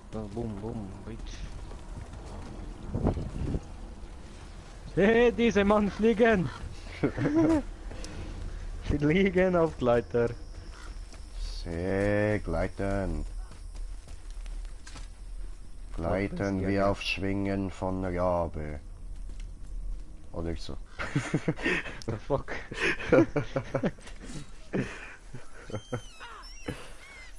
Ja, ich bin ein mystisches Game am Zocken. Ich muss doch da irgendwie etwas, dass es ein bisschen mystisch Ihr bleibt. habt nicht zufällig den Wetzstein gefunden. Wir haben keinen Wetzstein Als der gefunden. Jäger. Dieser Dolch gehört dem Häscher, der ihn genommen hat. Das meiste von Den den guten Sachen war göttlichen Raben Naja, nehmt das hier. Im Tausch gegen den Dolch. erblickte. Brach seine Wut über ihn aus. Der Dolch, den ihr mir gebracht habt, ist recht interessant. Er ist schlicht, aber tadellos gearbeitet. Wo im Tempel habt ihr ihn gefunden? in einem Häscher. Oh, Er meinte, er gehöre zu einem größeren Clan. Vielleicht haben die den Wetzstein. gut möglich. Alter, ja. Seine Machart kommt mir bekannt vor. Ich muss euch um etwas bitten. Nur ein kleiner Gefallen. Erinnert ihr euch an diesen Dolch? Der Dolch, der im Rücken des Häschers steckte? Ja, der Dolch erinnere ich mich noch. Ja, Habe ich vor den hab ich 5 nicht Minuten aus vergessen. dem Typ rausgezogen. seine Spur führt zu Häschern, die von der Northry-Festung aus operieren. Ich wette, dorthin brachten sie ihre Beute aus Fafnirs Lagerraum. Zusammen mit dem Wetzstein. Mit dem ich euch helfen könnte. Alles klar. Ich würde sagen, die Mission machen wir noch fertig. Noch eine Schatzsuche. Und Sinnlos. dann... Nicht, wenn Sindri uns mit dem Wetzstein wirklich bessere das andere Ausrüstung Game machen kann. Und der Sohn des Häschers. Ja, Er hat seinen Vater ermordet. Mache ich da mal Aufnahmepause, sorry, der Atreus ist gerade am Labern gewesen. Ja, ich mache eben eigentlich immer, wenn ich am Aufnehmen bin, unterbreche ich gerade das Labern, sobald die anfangen zu reden, dass man nichts verpasst, you know. Eigentlich. Eigentlich. Nur wenn Tim da ist, dann mache ich alles kaputt. Ja, böse Timmy. Oh, wo muss ich da hin? von da her. Okay. Also ich muss da durchschwimmen und dann da hinterher. Oh, das geht das Zeitchen. Dieser Mann fliegen. Sehr fliegen. Ja, wo gehen wir denn am besten hin? Da. Ja, voll, das ist gut. Von da aus ist es nicht mehr allzu weit dort hinten. Gehst du hindurch? Mimir, Lauf her. warum hast du Bifröstkristalle in den Augen? Ein nett gemeintes Geschenk der Riesen. Da ich so viel zwischen den Welten gereist bin, dachten sie, das wäre praktischer für mich, als ein Kristall, den ich verlieren könnte. Hat's wehgetan? Nein, ich hatte mich in weiser Voraussicht mit 16 Humpen Agirstöchter-Bier gewappnet. Im Rausch habe ich sogar versucht, habe die Riesen geklebt zu auch dort. überzeugen, sie in meine Brustwarzen zu setzen. Er könnte sie fast überzeugen. Stell dir das mal vor. Mimir mit Bifröstnippeln. Das waren noch Zeiten. Schon gut, schon gut. Ich höre jetzt auf. Alter, Ich war schon immer verlaufen. der Mimir hat mir gerade, weißt du, der Atreus hat ihn gefragt wegen dem Kristall, den sie mit Augen eingesetzt haben, anstatt seine Augen. Und ob es weh da hat. Und er hat dann so gefunden, ja, nein, in weiser Voraussicht hat er sich komplett besoffen vorher, oder? Und das so hart, dass er die Riesen sogar fast davon überzeugt hat, sie ihm als Nippel anzumachen. Dann hat er so gefunden, stell dir das mal vor, Mimir mit der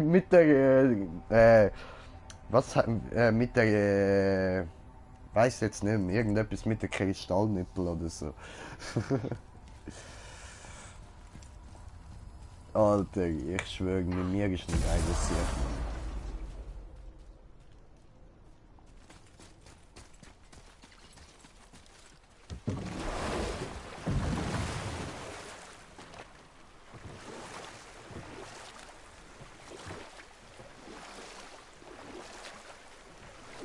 Bevor ich da durchschwimme, mal schnell schauen, ob es da vielleicht so einfach ist und man denn da am kann Wasser? raufgehen mit dem Lift. Das wäre voll lieb.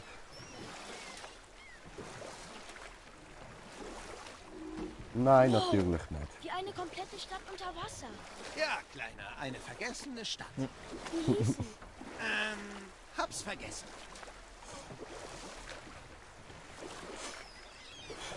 Alter, eine vergessene Stadt unter Wasser. Wie hieß sie? Hab's vergessen.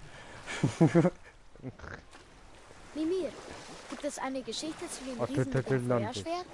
Surtur der Tapfere? Na klar. Wir haben so viel über Frostriesen geredet. Da wird es langsam Zeit, dass wir zu dem feurigsten Riesen von allen kommen. Damals, als Ymir aus Ginnungagap hervorging, war es Surtur, der ihm folgte. Er kam aus Muspelheim, der Feuerwelt, und brachte Wärme in den jungfräulichen Kosmos, indem er aus seiner Urzeit Flammen die Sonne schuf. Aber kommen wir jetzt zu dem Feuerschwert, ja? Surtur der Tapfere schmiedete sein Feuerschwert zu einem einzigen Ach, Zweck. und du kannst deine Story ein anderes Mal erzählen. Wenn Ragnarök schließlich beginnt. Wir machen später weiter. Ja, voll.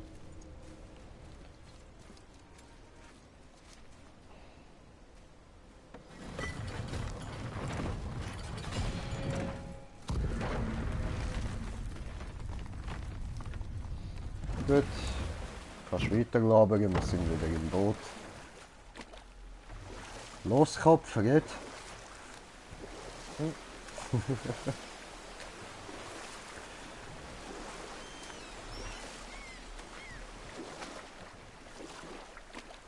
Jetzt hat er geklappt. Gut, wollt ihr die Geschichte zu Ende führen?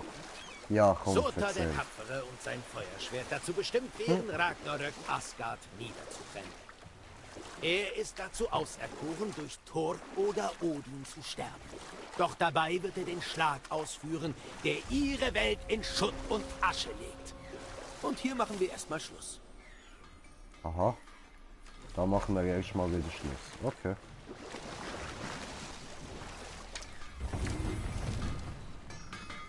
Bitte Jalla. behandelt den Wetzstein mit der größten Vorsicht, wenn ihr ihn habt. Sicher, sicher. Unbezahlbare Reliquie. Ja, immer durch, immer durch. Und weiter paddeln. Ich begreife immer noch nicht, wie man den eigenen Vater töten kann.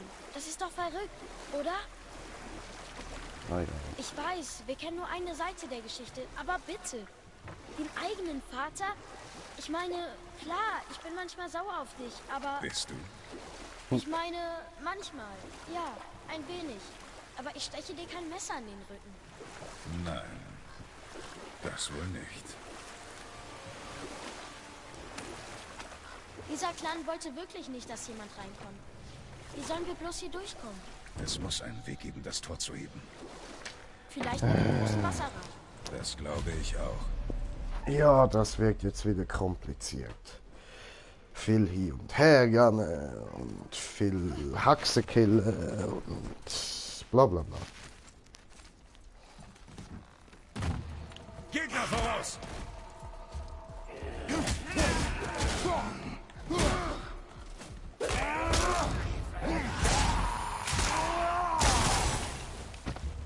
Nice.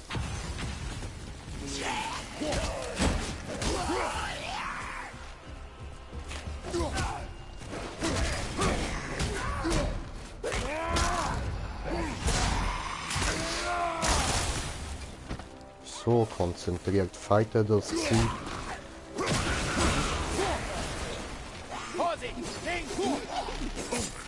Aua.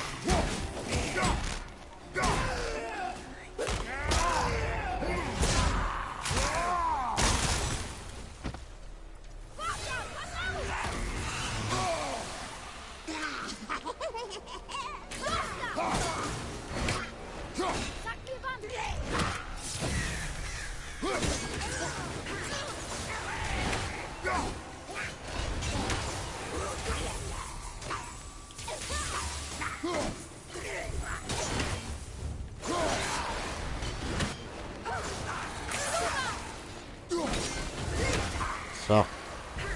Tot der Bitch. Sehr gut. Sehr gut. Sehr gut.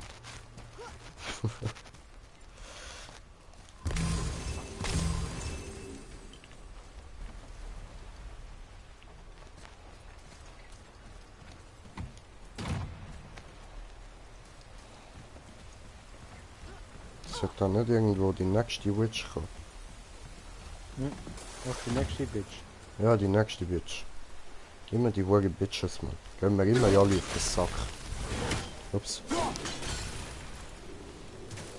Alter, voll Gewohnheit. Sobald ich die Axt gerührt habe, kommt trifft sie das Ziel direkt zurückgerufen. Und wir haben jetzt gerade gewöhnt, immer den Combo zu machen. Weißt du, Axt werfen, voll draufsegeln, bam, und dann nochmal werfen und dann den anderen Combo machen. Okay, von da aus können wir nichts auslösen. Axt. Oh, habe ich Axt. Oh, dem Tor bewegt. Dem Tor bewegt. Ja, muss jetzt die ganze Zeit dort drauf stehen. Ich weiß, wie es Tor aufgeht.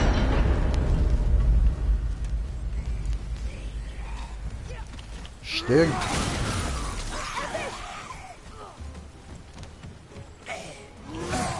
Aua.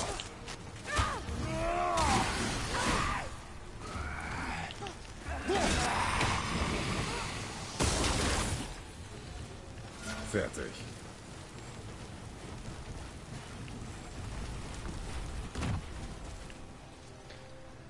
So. Oh, bei mir ist das Raider schon runtergeladen. Chillig. Oh, Moment. Da kann man noch raufklettern. Interessant. Und wohin komme ich da?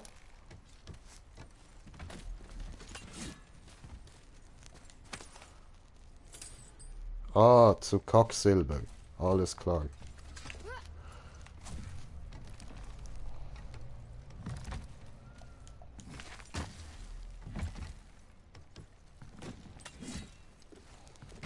So, weiter mit Boot. Wann bist du wütend? Was? Was? Alles Auf mich. wunderbar. Wann? Oh, naja, manchmal. Wenn du mir etwas nicht zutraust, obwohl ich es kann. Es ist nicht immer einfach, die Starken. Schon gut, verstehe. Ich bin klein. Wo ist nur dieser Wetzstein?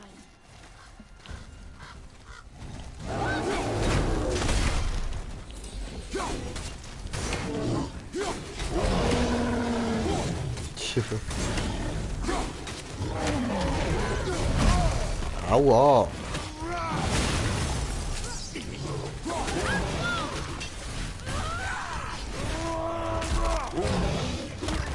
Hässliches Arschgesicht, Alter, ich schwöre. Stirb!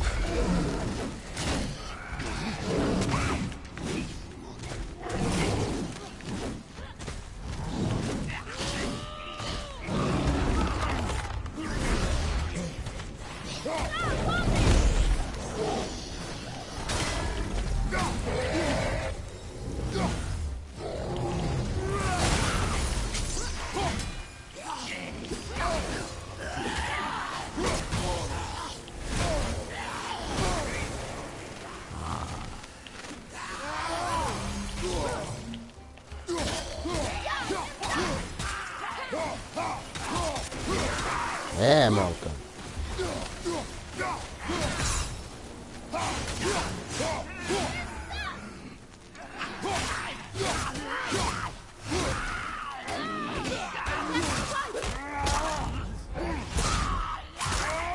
What?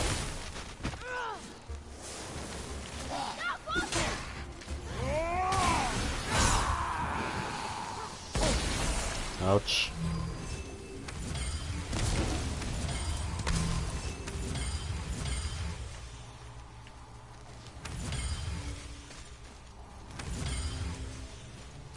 Cool. Cool.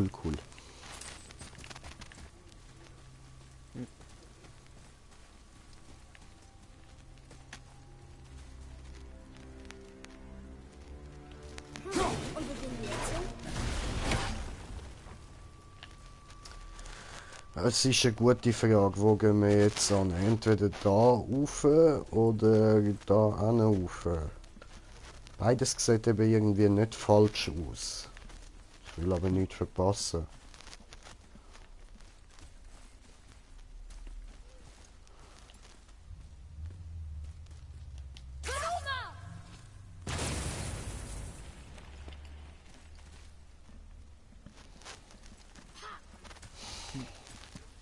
Ich kann mal da. Weißt du noch, am Anfang oben dran hast du die Map ja noch nicht gehabt, weißt du, wo es anzeigt, wo du durch musst, oder? Ja, voll.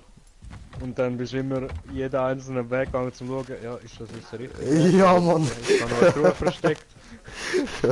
Oh, bin ich jetzt schon den richtigen Junge. Weg gegangen? Ja, scheiße, ich kann nochmal zurück. Noch eine Maske. Alter, ich kann's zu gut. Aber vieles habe ich mir eben für den Offscreen aufgehoben, dass ich nicht zu lang da unterwegs bin. Und okay, das ist nicht korrekt gewesen. In dem Fall einfach wirklich nur wieder am viele Folgen für das. Super. Sogar da in der Zwergenhöhle, das hat eben letztes Mal ist das ein bisschen schräg gewesen. Hat mir gerade gezeigt, so an einem Tag, ist aber komplett falsch gewesen. Oder kennst du den Ort, das ist auch ziemlich gerade am Anfang, wo du so die Spikes an der Decke musst rauflassen und dann das festmachen, durchsäcken und dann dort oben hat es eine Truhe. Ja, voll. Die habe ich nicht öffnen, Mann. Ich habe alles kaputt gemacht, genau das, was ich machen musste und ich zur Kiste hergegangen und nicht auf. Scheiße. Ich habe nicht mehr Kreis können drücken. Es hat mir schon angezeigt, dass ich es öffnen kann, aber Kreis habe ich nicht können drücken. Fertig. Ja, scheiße. So angeschissen dort. Ja, glaube ich.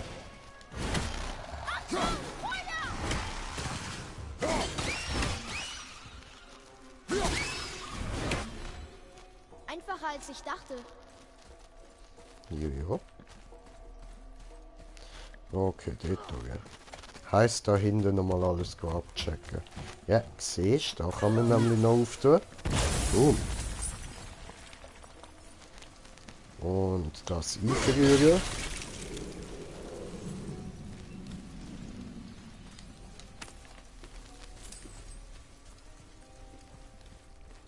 Was? Jetzt kann man da noch durch. Mann!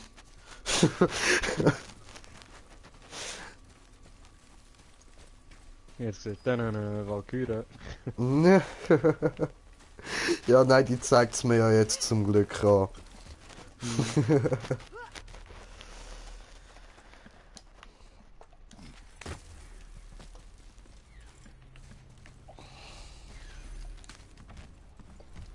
Ah, da haben wir Kisteli zum Holen.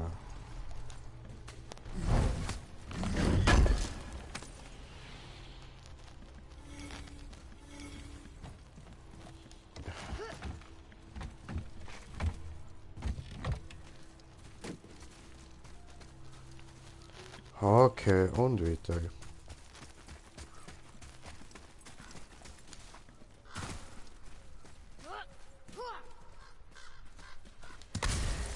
Was ist da drüben passiert? Bevor wir da runtergehen, werde ich mal von oben abchecken. Gut, ich sehe gerade keine Gegner. So, nein, okay.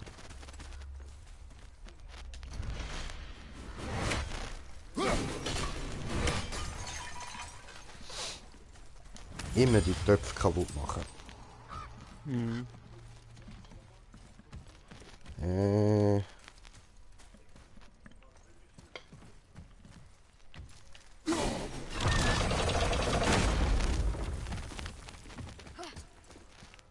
Regula hat sich auch immer gefragt, wieso machst du immer die Töpfe kaputt? Lass mich in Ruhe! God of War, Blumentöpfe sind böse. Du verstehst das nicht! Du verstehst es nicht!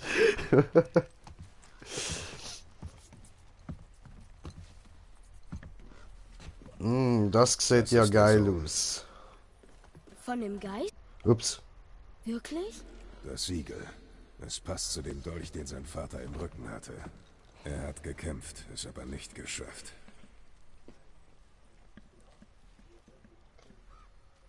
Es war Verrat. Verrat erzeugt Verrat. Dass der Junge seinen Vater ermordet hat, hat ihnen wohl nicht gefallen. Er wollte ein Anführer sein und verlor sein Leben. Mag sein. Da, Kleiner, zu seinen Füßen. Der Wetzstein. Ja, damit schlugen sie ihm den Kopf ein. Wirklich? Hey. Sieht geil aus. Direkt hinter dir. Aua.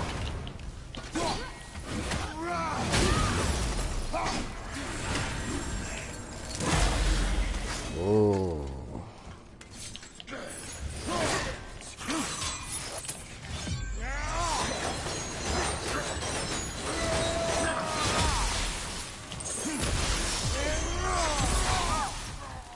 Warte, ja. Go down. Aua, go down. Immer die hure Schildfetischisten, Mann.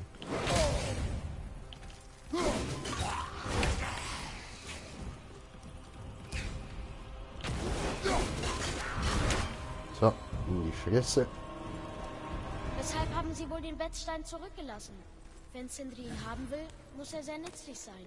Tja, kleiner Herrscher haben ganz klare Prioritäten. Was nicht glänzt und man nicht essen oder trinken kann man auch als schlichten Gegenstand benutzen.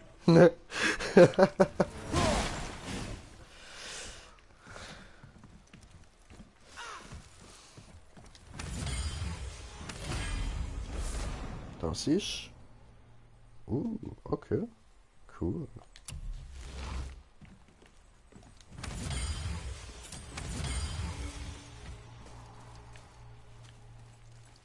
Und dieser Tag will nicht auf. Okay.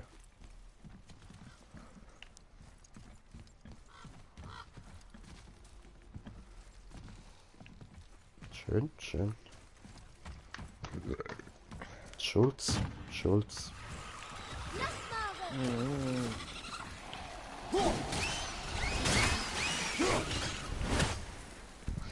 Ja, komm. Ich will ja nur ein bisschen davor.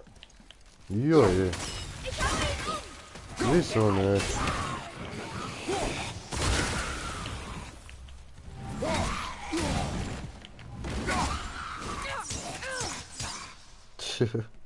Tje. Der Apfel könnte mein Kopf starten. Oh, da innen stehen aber viele Sachen. Sieh her. Ja, Vater. Hey, noch eine Schatzkarte. Was steht da? Da steht falscher Anführer. Das steht hier in der Nähe überall geschrieben.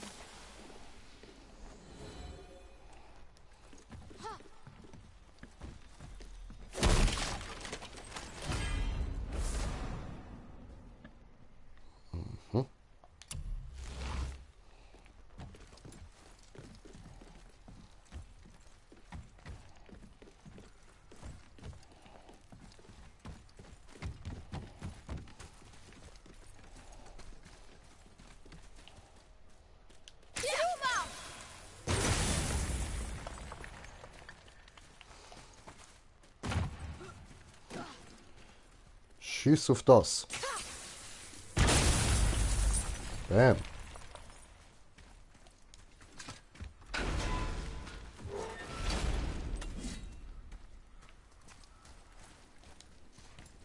Junge, Ja,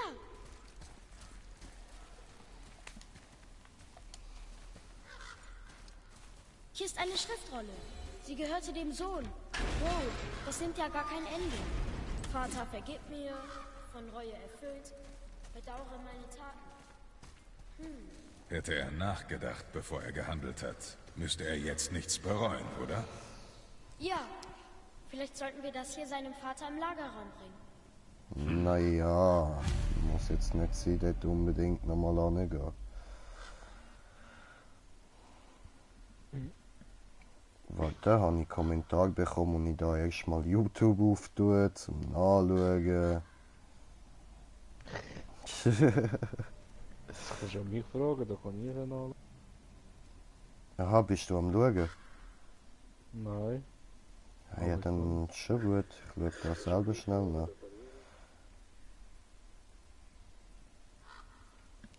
Ja, ja.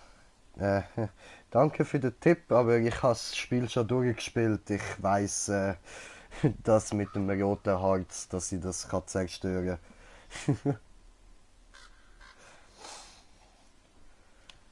Und wo gehen wir jetzt hin? Green J420. Da kann man dann noch reinschwimmen. Ha? Alles klar, okay. Ja gut. Gehen wir raus. Baut. Stream. Da steht Eis. 4 Stunden 20 Minuten. Zweite 3 Stunden. Dritte 3 Stunden 40. Vierte 2 Stunden. Fünfte 2,5.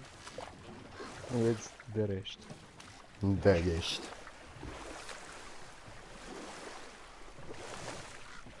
Da ist irgendwas im Wasser. Weißt du, was nicht mehr wundert? Was? Wie die Hex reagiert, wenn man jetzt zu ihr geht. Ob sie überhaupt reagiert. Welche? Dem heißt sie. Ah, die Freya. Die Göttin. Ja.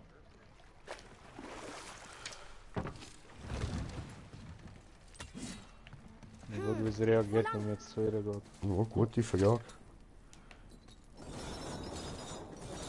Also anscheinend hasst sie dich ja, aber machen kann sie dann gleich nichts. Nein, was nicht mehr wundert, ob sie irgendetwas sagt, ob man überhaupt nicht zu ihr gehen kann oder nicht. Wahrscheinlich schon, aber was soll sie denn noch Was groß probiere ich sagen? jetzt? Ja, Sie hat gesagt, sie will uns okay. nie mehr sehen. Ja, okay, vielleicht gegen ist das sie ja nicht Monster. dort. Gut, wollt ihr die Geschichte zu Ende hören? Surta der Tapfere und sein kann Feuerschwert ihr dazu so noch mehr bestimmt wären, auseinanderschneiden. Ragnarök Asgard niederzubrennen. Und aus dieser Zerstörung kann die Welt neu geboren werden. Hey, ja. Bis dahin Guck mal. wartet er in Muspelheim, schläft niemals, sondern wetzt seine Flammenklinge.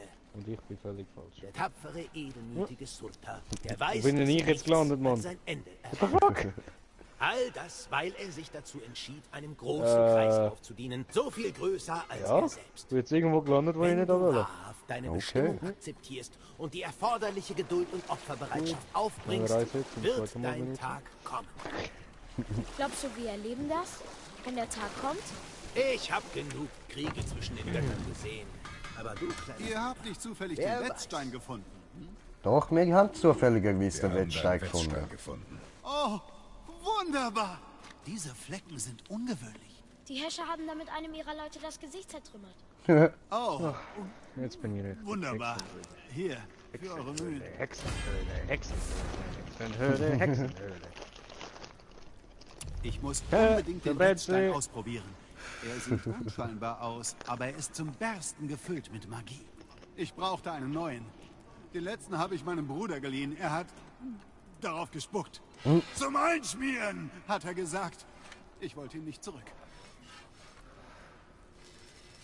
Sindri, warst du schon immer so... Reinlich? Ha, Ah, jetzt kommt das auch. nein, ich war genauso unhygienisch wie Mit alle dem Zeit, Auge. bis mich eine Ah, Sie fand mit ihrer Magie heraus, dass auf allem, das uns umgibt, Millionen von winzigen Tierchen sind. So Ja, klein, hör dass bitte man sie auf. nicht sehen. Nein. Es stimmt. Und wenn sie in dich hineingelangen, machen sie dich krank. Aber die Hexe sagte, es gäbe eine Holzart. wieso hat er sich nicht Klötberg setzen lassen? Das wäre witzig gewesen, Mann. Darum mache ich nur noch Eichengriffe. Siehst du, ich denke an alles. Genug davon. Zurück an die Arbeit. Ah, das wäre scheiße gewesen für ihn, dann hätte ihm der Odin wohl ein Ei abgerissen.